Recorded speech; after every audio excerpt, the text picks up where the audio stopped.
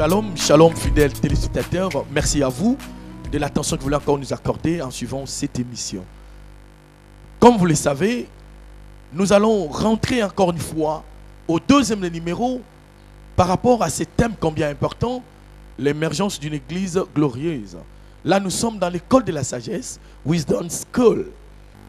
Ici, nous prenons les thèmes qui sera bientôt exploité. L'émergence d'une église glorieuse. C'est ce dont il est question dans cette émission d'aujourd'hui. Nous vous remercions d'avance pour vos questions, vos suggestions par rapport au numéro passé. Je ne suis pas seul sur ce plateau de télévision. Je suis accompagné de mon bien-aimé frère Didier Maïmba d'Amen TV à qui je dis shalom. Shalom à Boipan, parcours normal surtout. Merci. Parcours normal surtout, c'est son cri, c'est normal. Et également, notre bien-aimé les frères Max Mbenga du journal télévisé chrétien. Shalom. Shalom, bien-aimé Apo.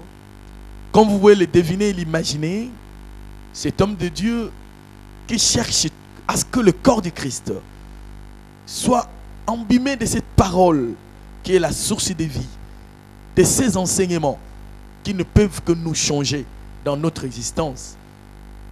Là, c'est l'homme de Dieu, le pasteur Espemba Kadi de cette grande communauté Mangembo. Shalom, pasteur. Shalom, Feipo. Merci d'être encore le nôtre sur ce plateau télévisé. Merci pour l'opportunité de me recevoir.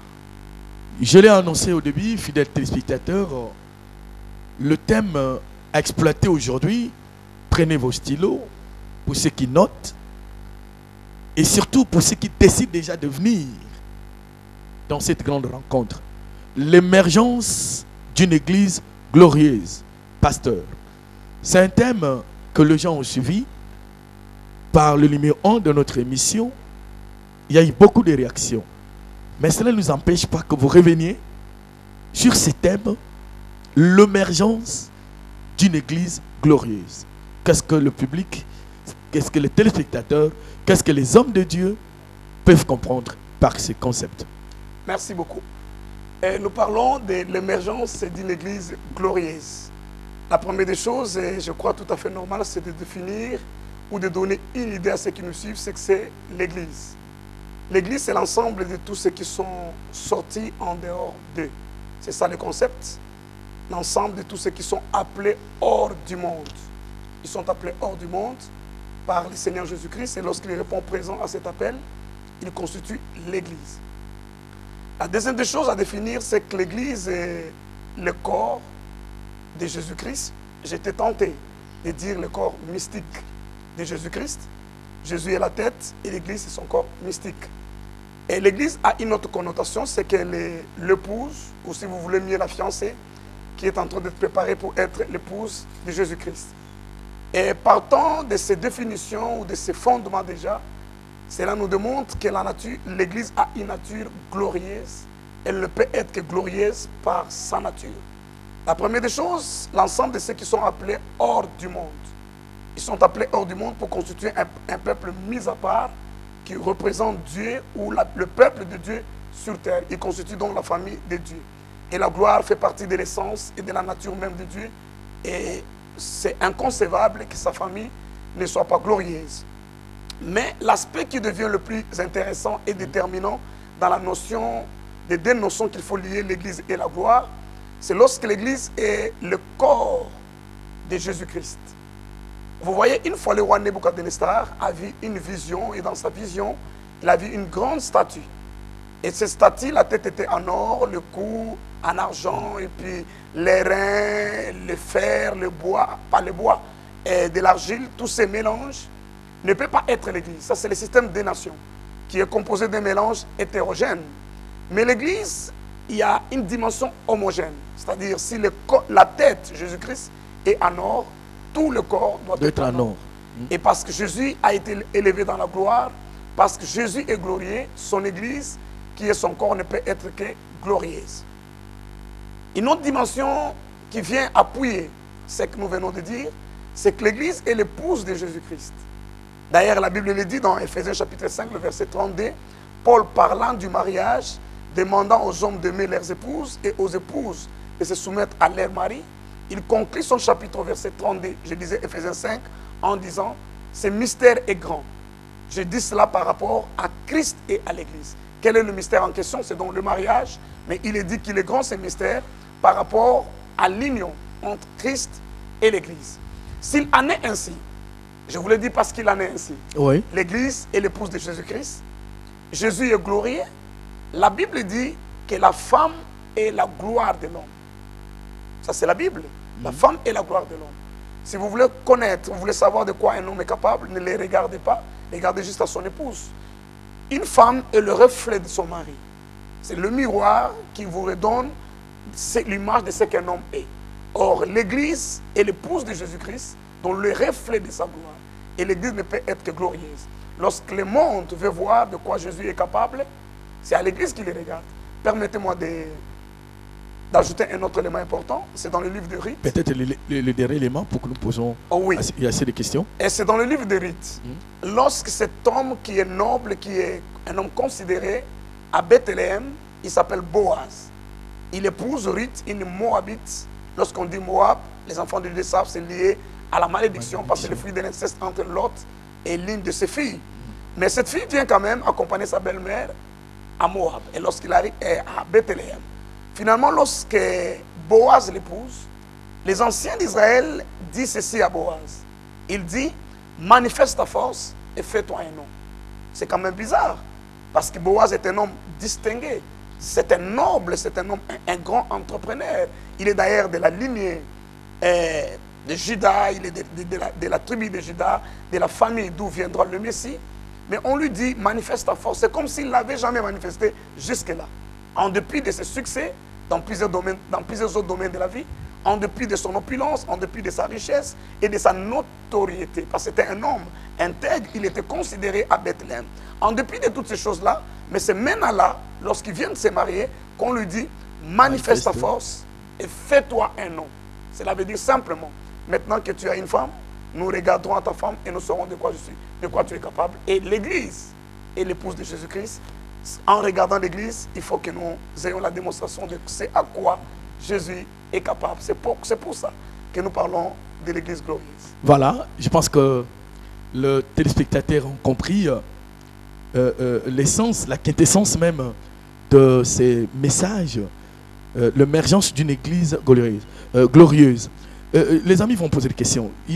Quand vous parliez, vous avez dit Jésus-Christ est l'époux, l'Église est l'épouse. Mais quand vous parlez de la tête et le corps, la tête c'est Jésus, le corps c'est l'Église, vous dites c'est un corps mystique. Les gens sont plus attirés dans ces termes-là, mystiques. En quoi ce corps, qui est le corps, l'Église, peut encore devenir mystique? L'Église est le corps mystique de Jésus-Christ dans le sens où vous ne pouvez pas le cerner dans toute sa totalité. Le terme mystique vient du terme mystère, qui veut dire quelque chose dont on n'a pas accès dans sa globalité. Qui est caché en fait. Voilà, qui est caché, qui est scellé, à moins qu'il vous soit donné une révélation.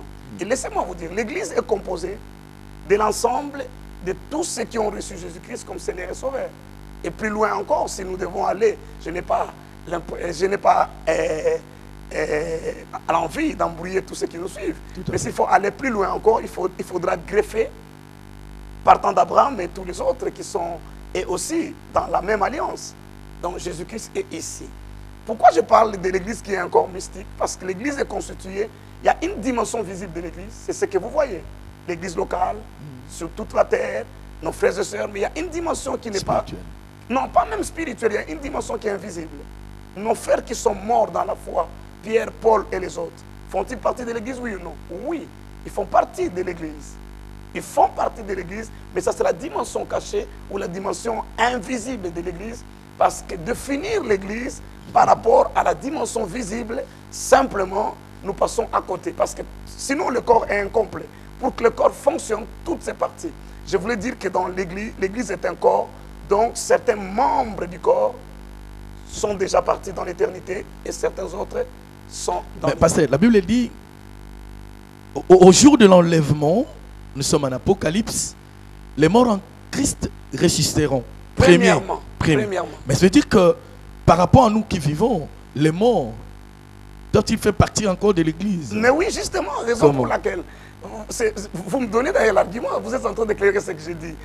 La Bible dit au son de la trompette, les morts ressusciteront premièrement et nous qui sommes restés vivants, nous serons transformés en un clin d'œil. Pourquoi les morts en Christ doivent ressusciter? Pour que nous constituions le corps, parce qu'il reviendra pour prendre son épouse, son corps. Et son corps, son épouse, n'est pas seulement constitué de vivants, il y a des morts qui doivent ressusciter et nous transformer et ensemble nous formons ce corps qui doit être... Frère Didier, L'homme de Dieu, vous parlez de la gloire de l'église et vous avez dit que si lui-même, Christ, le maître de l'église, est glorieux, il faut que son épouse soit glorieuse. Vous parlez de l'église corps du Christ, peut-être oui, mais moi j'aimerais parler de l'église du Congo parce que Wisdom School se tiendra au Congo. Parlons de l'église locale du Congo. Est-ce que c'est le même cas? Christ est glorieux. Est-ce que les églises locales du Congo sont aussi glorieuses? Deuxièmement, je voulais dire ceci. Alors, quels sont les éléments qui peuvent permettre à une église d'émerger vers sa gloire? Je vais répondre à votre question. La gloire n'est pas quelque chose qu'on fabrique. La gloire n'est pas quelque chose vers laquelle on tend. La gloire fait partie de la nature de l'église. Elle ne peut être que glorieuse. Si elle n'est pas glorieuse, elle n'est pas l'église. Je vous donne un exemple. Lorsqu'un enfant vient de naître, c'est un humain, oui ou non? C'est un humain. Il ne peut pas parler le français, ni le lingala. Il ne peut pas marcher, il ne peut pas manger. Mais c'est un humain à part entière. Donnez-lui le temps de grandir, de se développer. Il vous prouvera qu'il est un homme. C'est ça. La gloire est la nature même de l'église. L'église du Congo ne peut être que glorieuse, à moins qu'elle ne soit pas l'église. Mais maintenant, nous parlons de l'émergence de cette église glorieuse. c'est-à-dire? Nous ne parlons pas de l'émergence de la gloire de l'église, mais de l'église. Donc l'église est déjà glorieuse, mais elle est comme étouffée. Elle est comme endormie. C'est comme un géant qui est couché, qui n'est pas conscient. Si vous me permettez, la Bible parle... Qu'est-ce qui fait qu'il soit endormi, homme de Dieu? On va en arriver. Il faut d'abord mettre les bases. Mettre les bases. Les bases. La Bible parle par exemple des Zabulon. C'est parmi les bénédictions prophétiques que Jacob donne à ses fils, aux enfants d'Israël. Il dit Zabulon est un âne robuste, mais qui couche sous les étables et qui s'assujettit à un tribut.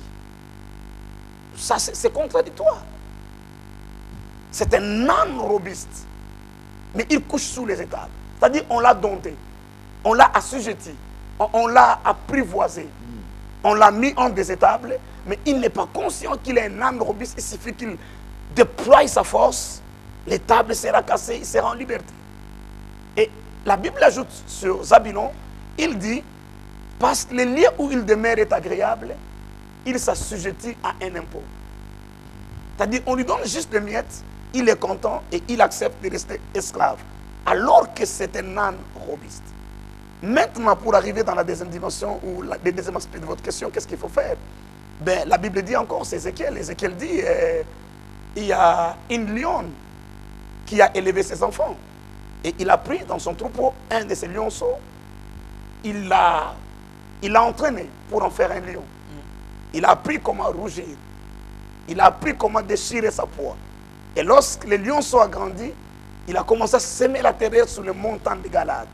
Et à ce rugissement, les ennemis s'enfuyaient de partout.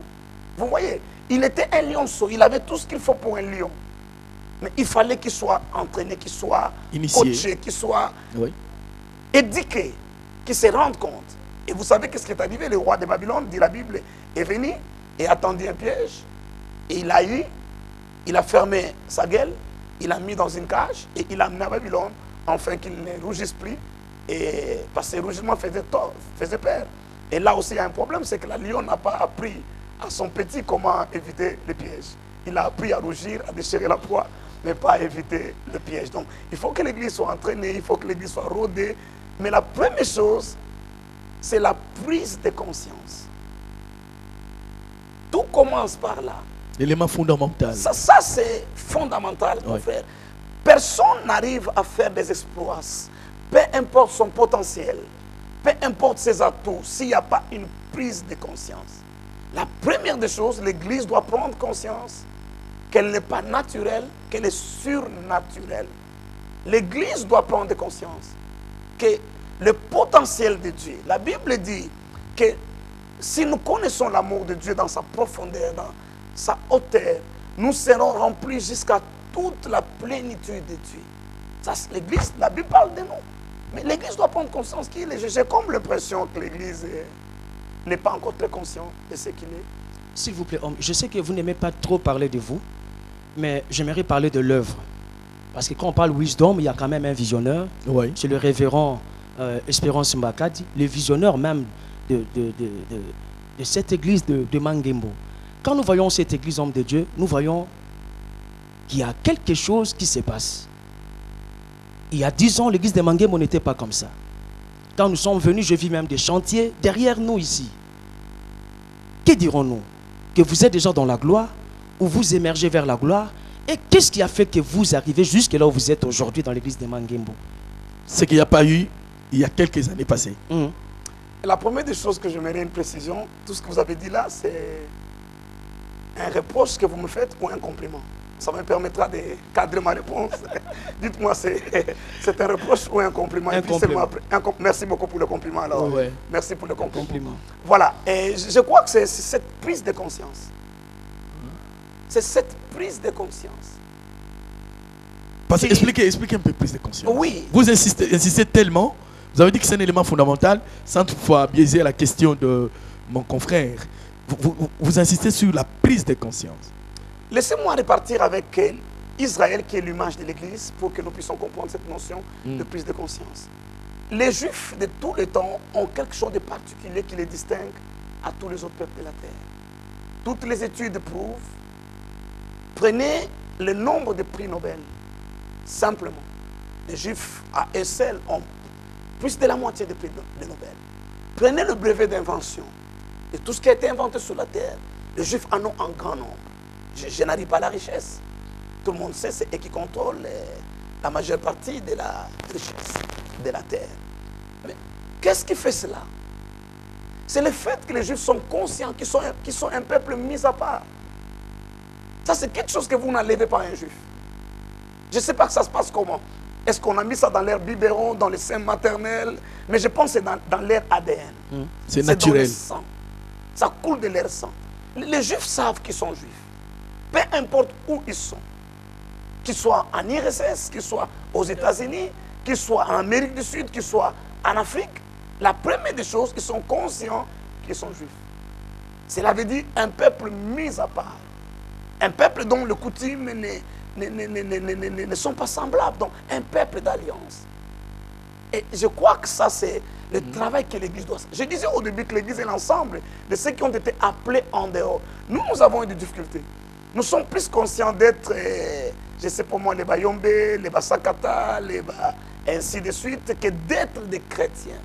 Et vous écoutez ce langage. Quand un chrétien vous dit chez nous, tu n'as pas besoin de lui poser la question chez lui, dont il parle c'est où? Il parle de ses origines.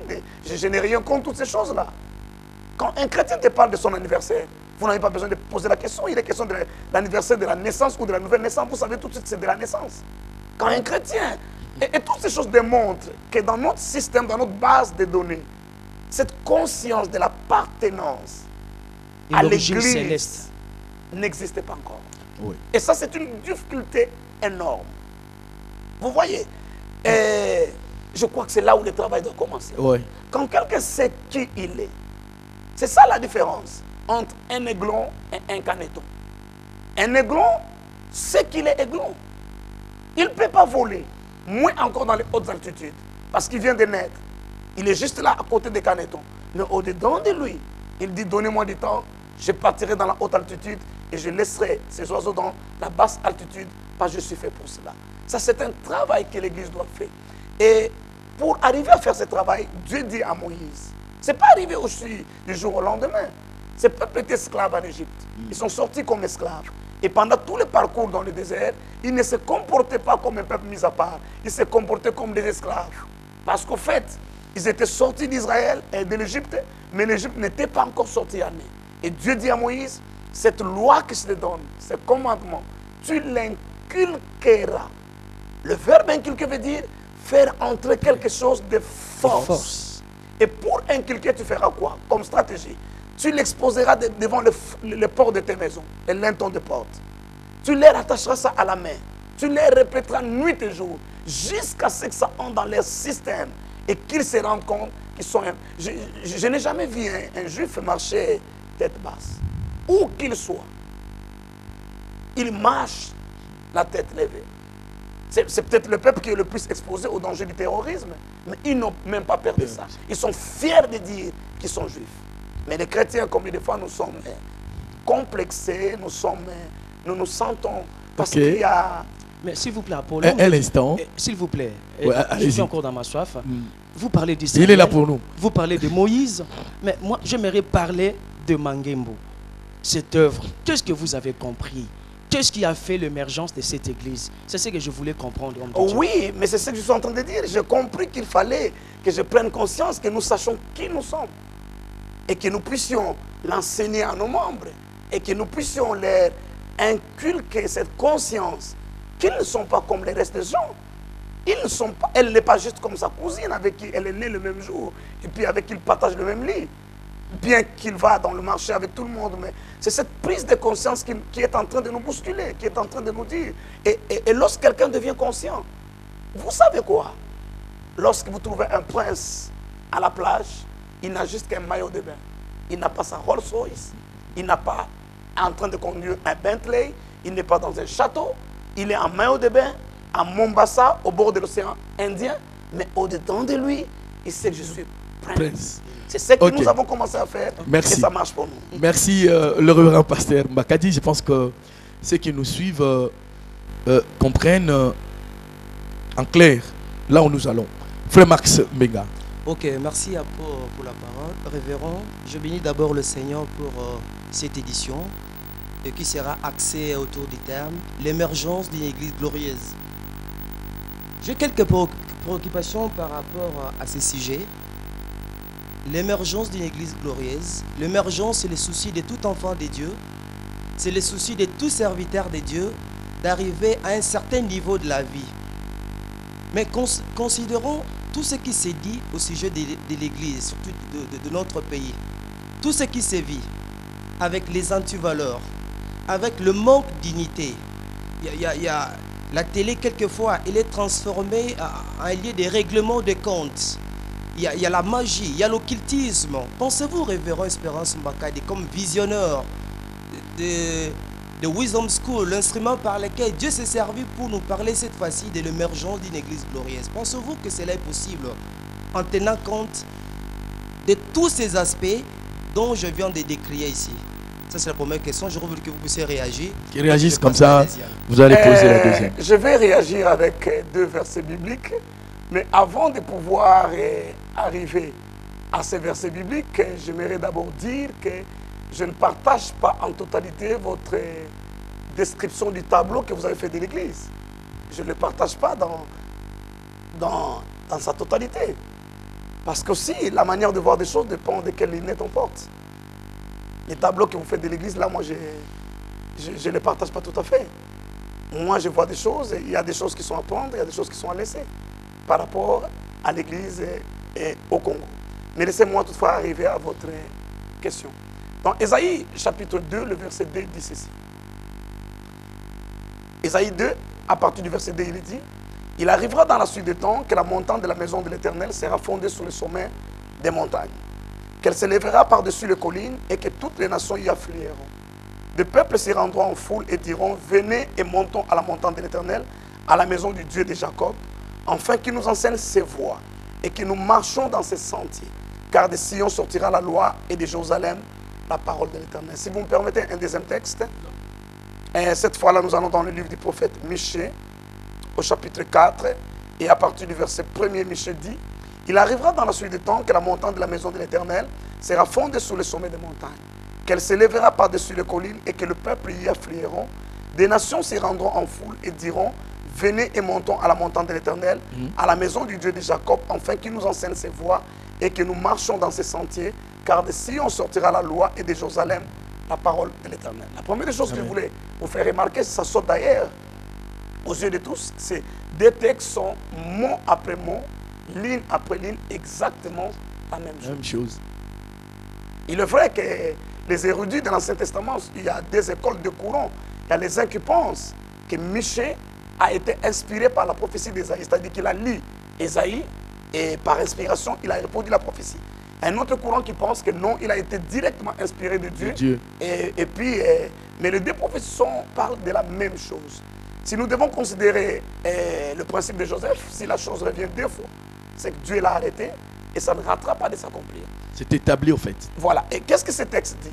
Qu'il arrivera dans la suite des temps, que la montagne de la maison de l'Éternel s'élèvera au-dessus des montagnes, au sommet des collines. Lorsque la Bible parle de collines et de montagnes, ça représente des organisations, qu'elles soient humaines, les Nations Unies, les nations, le gouvernement et toutes ces choses-là. Mais la Bible dit qu'il arrivera un temps, la montagne de la maison de l'Éternel. Cette prophétie est vraie pour Israël en tant que nation, mais elle est aussi vraie pour l'Église, qui est l'ensemble du peuple de Dieu également. Qu'elle s'élèvera au-dessus des sommets, au-dessus des montagnes. Quelque chose se passera. Il y aura une explosion du surnaturel, une explosion des miracles, une explosion de la connaissance. Daniel d'ailleurs le dit, que la connaissance remplira la terre comme les eaux remplissent les fonds des océans. Et à ce moment-là, les gens se rendront compte que nous avons quelque chose à aller chercher à l'église. Maintenant, j'arrive à votre question. Naturellement, ce n'est pas possible. Mais moi, je crois. Et qu'est-ce qui m'autorise à croire? Si je dois suivre la description, si je dois regarder et analyser, si mes sens, mes 5 sens, doivent collecter les données autour de mon environnement, de ce que l'Église présente, et je l'envoie dans mon cerveau analyse cet élément, ma réponse est non.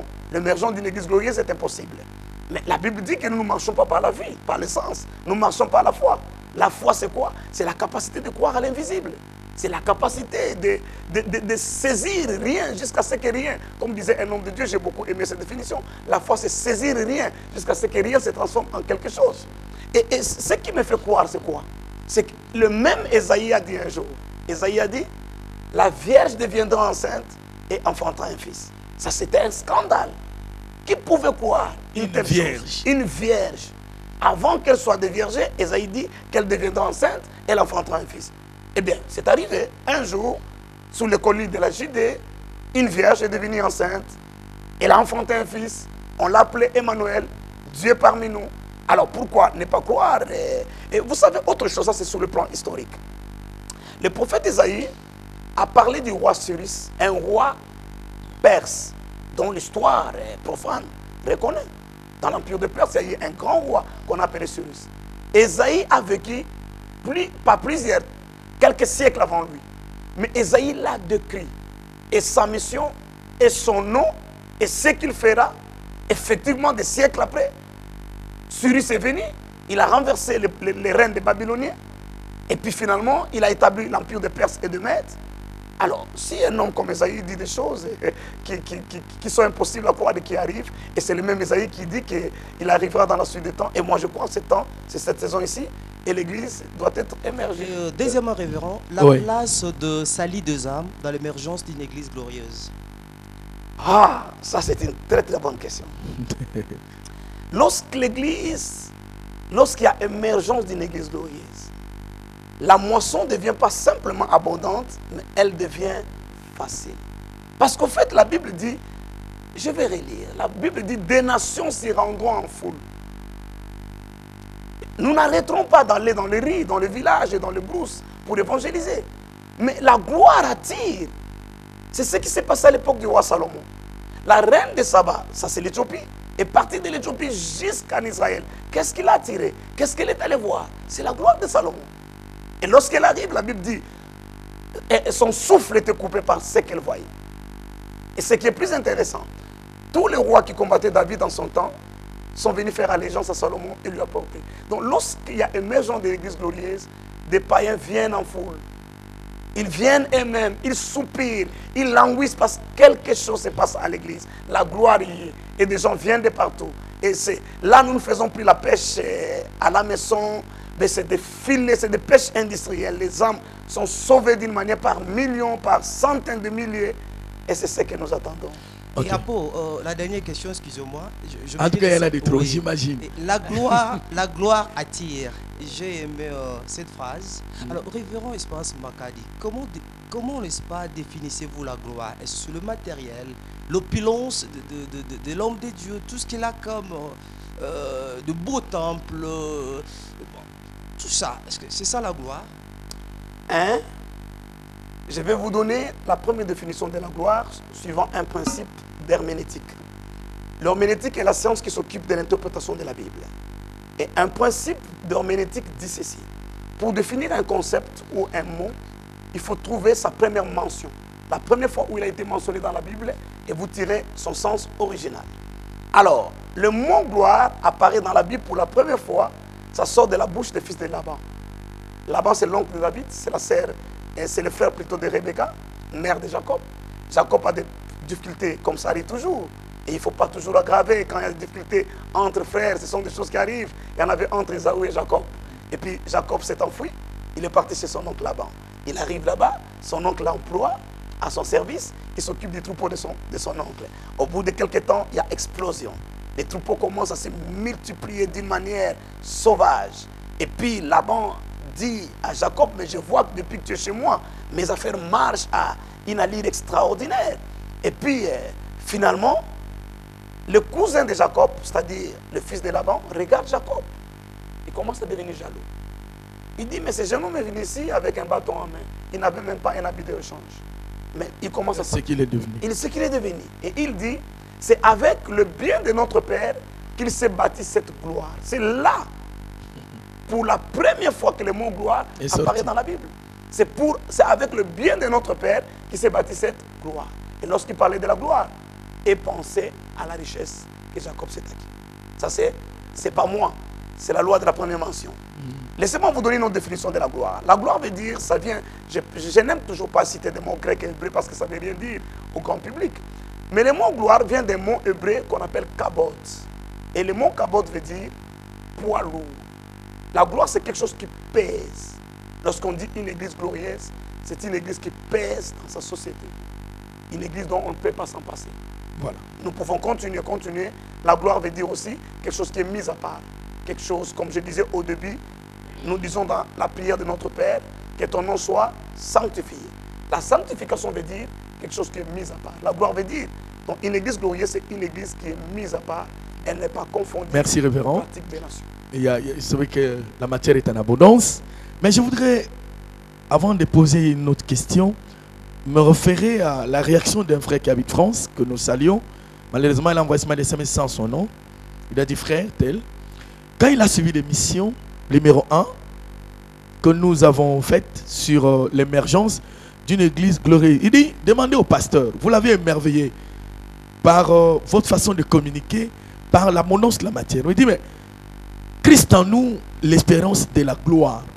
Je voudrais que vous l'amenez à comprendre l'émergence d'une église glorieuse par rapport à ce que nous disons, Christ en nous, l'espérance de la gloire. La première des choses, c'est qu'il y a 3 concepts chrétiens qui vont demeurer pour toujours. La Bible parle de l'amour, de la foi et de l'espérance. Mais le plus grand, c'est l'amour. Alors, je mets le plus grand de côté, je reste avec 2, l'espérance et la foi. La foi se joue au présent. La foi est. La foi est une ferme. La foi ne sera pas. La foi n'a pas été. La foi, c'est au présent. Mais l'espérance, c'est le futur. Et lorsqu'on dit Christ en nous, l'espérance de la gloire, cela a d'abord trait à la dimension d'incorruptibilité que notre corps va revêtir. Nous en avons parlé au début de notre émission ici. Au son de la trompette, les morts en Christ ressusciteront. C'est-à-dire, ils ne sont pas perdus. Ils meurent dans l'espérance. C'est là où Hébreu dit, ils sont tous morts sans avoir reçu des choses promises. Ils les ont vus et salués de loin. Pourquoi ils pouvaient mourir en paix en saluant de loin certaines choses? Parce qu'ils avaient l'espérance qu'un jour, ils ressusciteront. Mais pour l'église qui sera, pour la partie de l'église, du corps qui sera encore vivant, c'est cette espérance, c'est qu'un jour, ce corps corruptible sera transformé en un corps incorruptible. La force du christianisme, c'est l'espérance. Parce que la foi peut arriver à son bout. Pourquoi nos aînés dans la foi, ceux qui nous ont précédés, ont accepté d'aller dans le sacrifice suprême? Ils ont accepté de mourir décapités, de mourir jetés dans le fosse au lion, de mourir dans le feu, tout en chantant des cantiques, pas en se plaignant. Pourquoi? Parce qu'ils avaient l'espérance qu'au-delà de la mort, la gloire nous attend. Christ en nous, l'espérance de la gloire. C'est ce que ça dit. Excusez les amis, juste une question. Personnellement, j'ai comme l'impression que le révérend pasteur Mbakadi cache quelque chose aux autres. Comment? Vous venez de démontrer ici qu'il y a possibilité d'atteindre cette gloire qui est naturelle à l'Église par rapport à la tête, par rapport à l'époux qui est Christ. Vous l'avez démontré. Mais vous ne nous dites pas, par rapport au constat, ce qui nous suit voit que l'Église n'a pas atteint cette dimension-là. L'Église n'est pas comme Christ lui-même. Il y a discontinuité, dysfonctionnement. À lire l'Église locale aujourd'hui, comme nous vivons, avoir la dimension de Christ, il y a un problème. Vous avez découvert ces secrets-là, ces constats-là. Au-delà du constat, vous avez trouvé aussi la solution. Mais dites-le nous.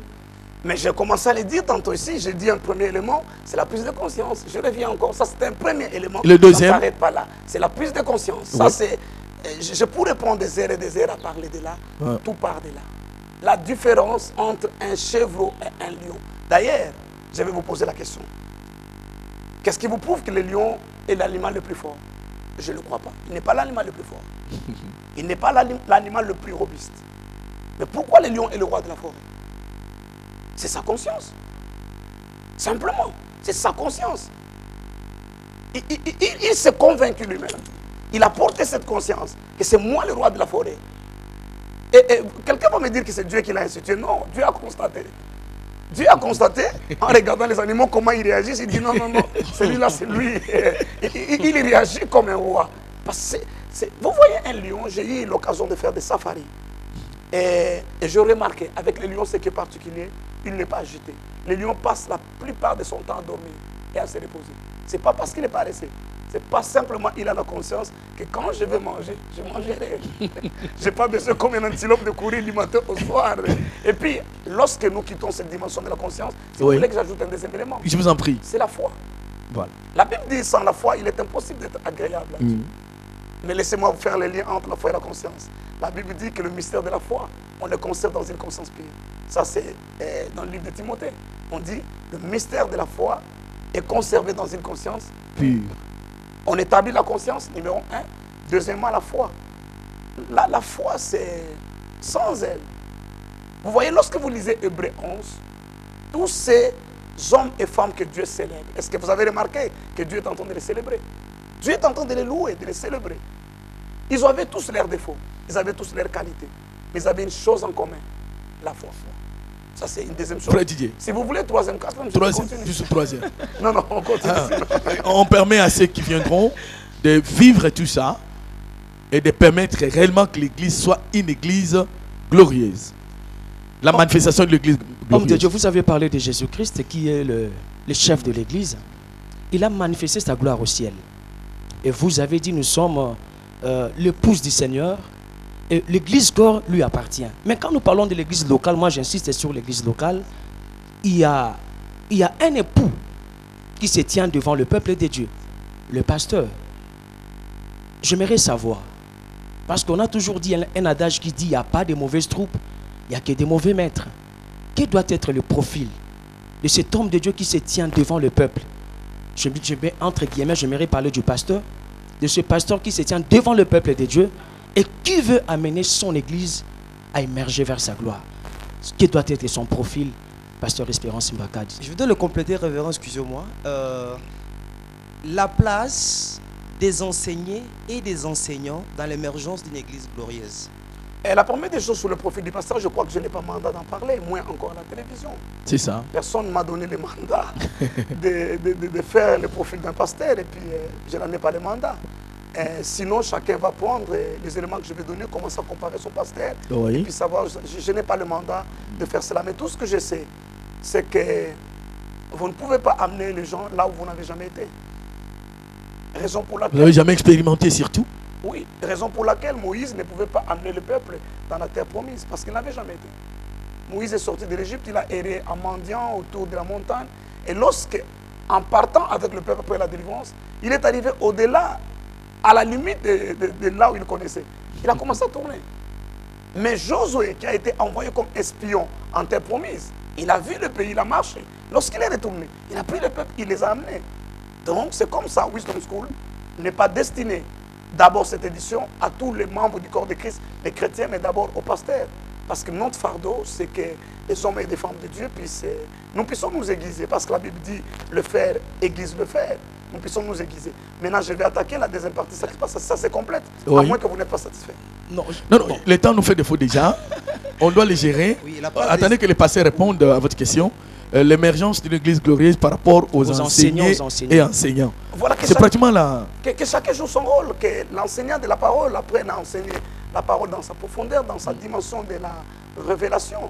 Parce que dans ces livres, vous voyez, il y a deux dimensions. Il y a la connaissance par les sens que nous pouvons tirer de la Bible et la connaissance par révélation. Le président François Mitterrand avait l'habitude de dire que la Bible était son livre préféré. Il lisait, il aimait tellement la Bible. Et lui-même a dit d'ailleurs qu'il n'aimait pas le prophète Jérémie. Parce qu'il avait l'impression que le prophète Jérémie était contre le roi. Et donc le président, et lui-même dans la peau du président, il se sentait vexé par le président et par le prophète Jérémie. Oui. Mais il aimait beaucoup la Bible. Qu'est-ce qui l'intéressait dans la Bible? Il a dit lui-même dans une interview, ça l'aidait à accroître sa capacité intellectuelle. Il avait besoin de la connaissance rationnelle. La Bible le donne. Mais il y a une autre dimension de la connaissance par révélation. C'est celle-là qui apporte la révolution et qui amène l'Église à son émergence. Merci. Par rapport aux connaissances, on peut lire la Bible. Excusez Didier, frère Didier. Les temps nous talonnent. On peut lire la Bible pour avoir de connaissances, n'est-ce pas? On appelle ça l'aspect cognitif, n'est-ce pas? Mais également par révélation. C'est ce que le révérend pasteur a dit, ça révolutionne. J'ai découvert encore une autre dimension, pasteur. Laissez-moi vous le dire en direct. Vous venez de révéler quelque chose peut-être que beaucoup de gens ignoraient. Vous avez dit, Moïse devait se limiter. Parce qu'au-delà de ça, il ne connaissait pas l'environnement de la terre promise. Mais c'est lui qu'on avait utilisé comme espion. Qui a mis les pas, qui a vu, pouvait conduire le peuple. Ça, c'est extraordinaire. C'est extraordinaire. Nous allons entrer à la dernière partie de cette émission, fidèles téléspectateurs. Pasteur, vous nous dites qui doit venir à cette édition. Les thèmes, nous l'avions annoncé et ça se passera comment, quand? Et nous commençons du mardi 3 juin au samedi 7 juin 2014, bien sûr. Donc, pratiquement quelques jours là. Et à l'église de Manguembo sur avenue Boula numéro 1 bis, dans la commune de Bandalungwa, chaque matin de 8h30 à 13h. Qui doit venir, premièrement, de ministre de Dieu. Deuxièmement, quand je parle ministre, je parle apôtre, évangéliste, prophète, docteur et pasteur. Ouais. Deuxièmement, des serviteurs de Dieu, c'est-à-dire des anciens, des diacres, des choristes, des protocoles, des bergers, tout ça. Qui accompagnent les hommes et femmes de Dieu. Mais cette fois aussi, nous avons ouvert nos portes aux professionnels chrétiens. C'est-à-dire des hommes d'affaires chrétiens, des avocats chrétiens, des politiciens chrétiens, tous les professionnels chrétiens. Les journalistes chrétiens. Les journalistes chrétiens, bien sûr. Mais nous sommes là, papa. Sont cordialement invités à prendre part, afin de venir acquérir la sagesse. Amen. Pour servir au dessein de Dieu dans notre génération. Allez-y. Oui, et dans quelle attitude l'homme de Dieu, les hommes de Dieu qui nous suivent en ces moments, certainement ils sont intéressés par ces sujets bien sûr. Que nous sommes en train de décortiquer. Dans quelle attitude doivent-ils venir dans cette école? La Bible dit l'attente du juste lui est accordée. La bonne attitude, c'est l'attente, c'est l'expectation, c'est dire, je suis décidé que quelque chose doit arriver. Et puis, je crois que ça, c'est quelque chose de très, très bien pour les hommes de Dieu. Frère Didier? Moi, j'aimerais que l'homme de Dieu nous parle un peu des orateurs. Oui. Ceux qui vont décortiquer ces thèmes si importants. Qui sont-ils? Est-ce qu'eux-mêmes ont compris comme vous? Ont compris les choses comme vous? Est-ce qu'ils vivent aussi les mêmes choses que vous? Vous vivez? C'est ce que je oui, mais raison pour laquelle nous les avons choisis. Et puis, raison pour laquelle nous les avons choisis. J'aimerais apporter une précision. Oui. J'aime toujours préciser lorsqu'on parle. Je vous en prie. Qui comprennent les thèmes, oui, qui les enseignent, mais qui le vivent. Pour enseigner quelque chose, il ne faut pas forcément le vivre. Nous enseignons par la foi. J'ai commencé à enseigner sur, disons, la croissance de l'Église. On n'avait pas de croissance. J'ai commencé à enseigner sur la prospérité. J'étais un misérable. Mon message et ma vie, c'était une contradiction. Mais je l'ai fait par la foi. Je ne devais pas attendre pour expérimenter. Okay. Nous avons premièrement le bishop Sheridan McDaniel. Il nous vient de Los Angeles, en Californie. Il est un grand homme de Dieu. Il nous bénira. Oui. Nous avons l'apôtre Bismarck qui nous vient de Ohio, aux États-Unis. Nous avons l'apôtre Domingoy qui est le pasteur du Centre évangélique de la Résurrection. À Lemba. Nous avons votre serviteur sera là et aussi des orateurs surprises. Rappelez-nous encore la date parce que nous sommes pratiquement à la fin de l'émission. C'est du mardi. Wisdom School, c'est du mardi 3 juin au samedi 7 juin de 8h30 à 13h à l'église de Manguembo. Mardi 3 juin 2014 jusqu'au samedi 7 juin de 8h à 13h. Le rendez-vous est pris, fidèles téléspectateurs. Recevoir le révérend pasteur Espérance Mbakadi, c'est pas facile. Les laisser partir, ce n'est pas facile non plus. Parce que nous restons dans la soif. Par rapport à son discours, par rapport à son expérience, par rapport à la révélation que Dieu lui donne, nous, journalistes, avons assez de questions. Peut-être vous aussi, pasteur, évangéliste, docteur, j'en passe, vous avez des questions. Mais le rendez-vous est pris mardi 3 juin jusqu'au samedi 7 juin 2014 pour ces grands services. Comprendre que la prise de conscience, c'est un élément fondamental. Activons notre foi pour vivre réellement et en réalité une église glorieuse. Les thèmes, comme nous l'avons si bien dit, l'émergence d'une église glorieuse. Il a tout dit, il a ouvert son cœur, mais les enseignements pour les avoir participé. Et la porte est ouverte à tout le monde. Merci révérend. Merci à vous d'avoir accepté encore une fois notre invitation. Merci à mes coéquipiers. Merci à Poipa. Didier Maïmba d'Amen TV. Merci. Max Mbenga du journal télévisé chrétien. Merci à vous. Et moi-même le frère Apo de la radio-télévision nationale congolaise, la RTNC en sigle. Nous remercions tous ceux-là qui nous ont aidés du côté technique. Merci à vous. Merci également à toutes les chaînes par lesquelles cette émission est en train de passer. Je ne vais pas employer au futur parce que vous nous suivez. L'émission passe. Merci à vous fidèles téléspectateurs. N'hésitez pas. Venez vous inscrire et participer. Vous n'allez pas regretter. Ceci dit, nous disons merci. Au revoir et à la prochaine. Que Dieu vous bénisse.